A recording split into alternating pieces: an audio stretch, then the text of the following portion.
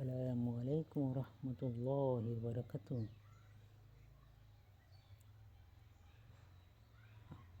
আপনারা প্রত্যেকেই কেমন আছেন? আলহামদুলিল্লাহ, আমি বেশ ভালো আছি।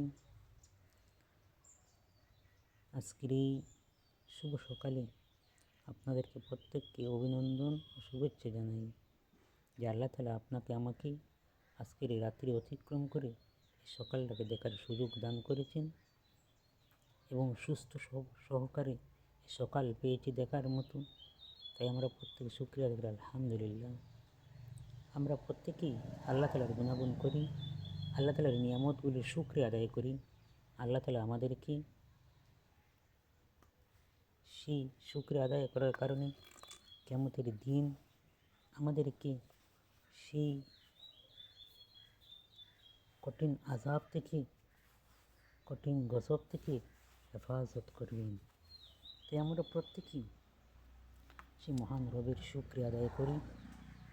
প্রত্যেকে আমরা ফজরের নামাজগুলি আদায় করি, প্রতিদিন 5 ওয়াক্ত নামাজ আদায় করার চেষ্টা করি।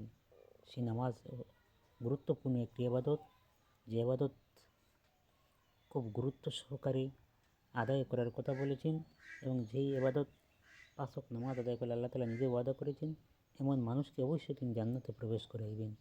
তাই আমরা প্রত্যেকে ভাই বোনেরা আমরা চেষ্টা করব সেই নামাজটা আদায় করার জন্য আউয়াল ওয়াক্তে।